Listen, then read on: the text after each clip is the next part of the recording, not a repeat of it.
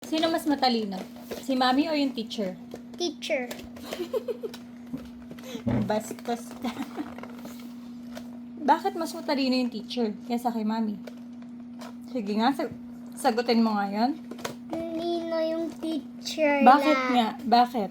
Kasi ano, kasi nalalearn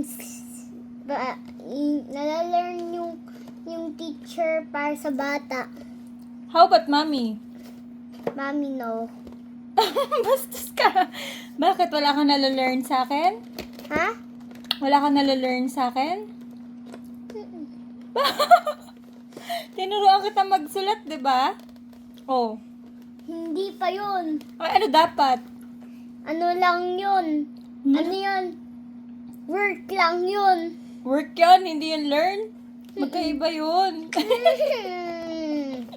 Loko-loko ka. Loko-loko ako eh.